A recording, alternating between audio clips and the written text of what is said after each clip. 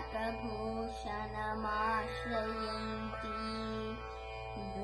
गङ्गाङ्गनेव मुकुलाभरणं तमालम् अङ्गीकृताखिलविभूतिरपाङ्गलीला माङ्गल्यदास्तु मम मङ्गलदेवतायाः मुक्ता मुहुर्विदधति वदने मुरारेः प्रेमत्रपा प्रणिहितानि गतागतानि मालातृशोर्मधुकरीव महोत्थलेया सा मे श्रियं दिशतु सागरसम्भवायाः आमेनिताक्षमधिगम्य मुदा मुकुन्दम्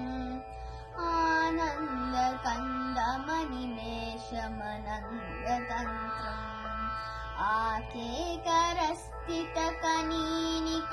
आकेकरस्थितकनीनिकपक्ष्मनेत्रम् मोद्यै भवेन्मम भुजङ्गशयाङ्गनायाः बाह्वन्तरे मधुजितश्रितकौस्तुभेया आरावलीव हरिनीलमयी विभाति कामप्रदा भगवतोऽपि कटाक्षमाला कल्याणमावहतु मे कमलालयायाः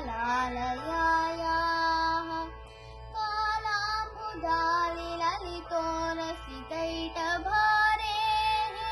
धाराधरे स्फुरति या तडिदङ्गनेव मातुः समस्तजगतां महनीयमूर्तिः भद्राणि मे दिशतु भार्गवनन्दनायाः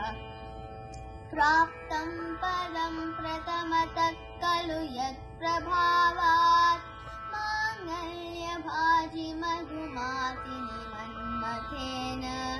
मय्या पठेत् तदिह मन्तरमीक्षणार्थम् मन्दालसं च मकरालय कन्यकायाः विश्वामरेन्द्रपदविभ्रमदानदक्षम् आनन्दहेतुरधिकं मुरविद्विषोऽपि ईशन्निषीदतु मयि क्षणमीक्षणार्थम्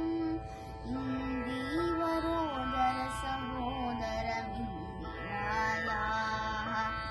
इष्टाविशिष्टमतयोऽपि ययादयाद्रदृष्ट्या त्रिविष्टपपदं सुलभं लभन्ते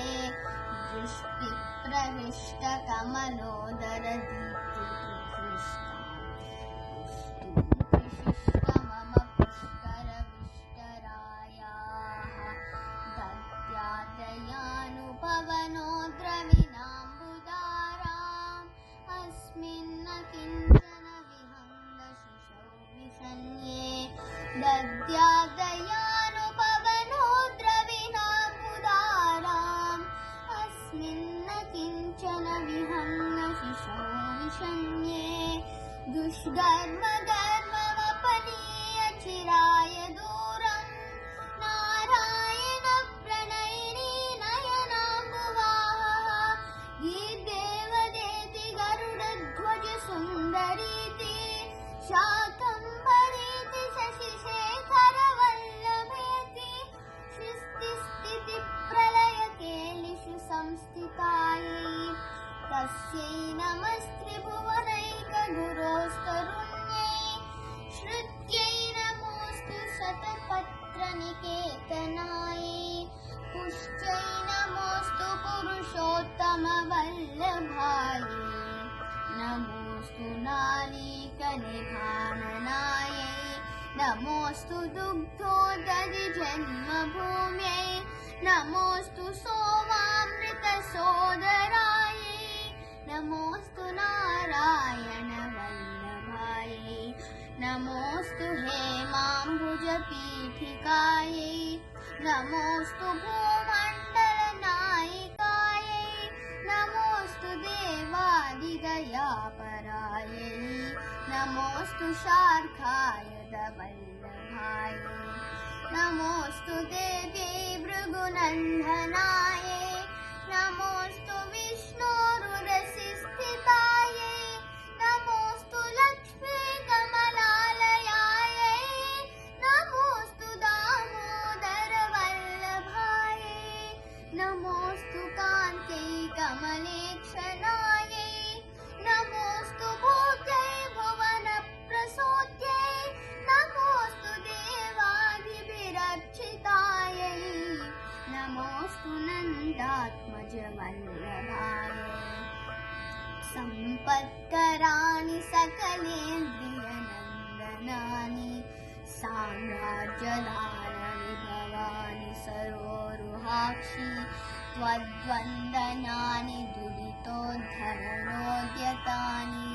मामेव मातरनिशं दयन्तु माने यत्कटाक्षसमुपासनाविधिः सेवकस्य सकलार्थसम्पदः शन्तनोति वचनाङ्गमानसैः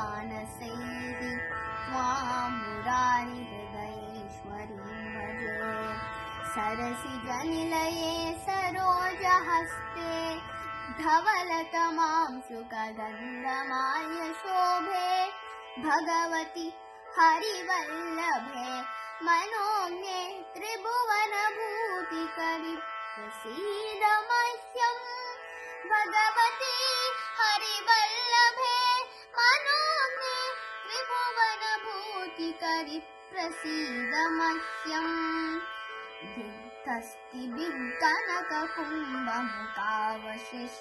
दिग्धस्तिबिङ्कनककुम्भमुखावशिष्टस्वर्वाहिनीं विमलचारुजलप्लुताङ्गीं प्रातर्नमामि जगतां जननीम् अशेषलोकाधिनाथगृहिणीम् अमृताब्धिपुत्रीं कमले कमलाक्षवल्लभे त्वं करुणापूरतरङ्गितैरपाङ्गैः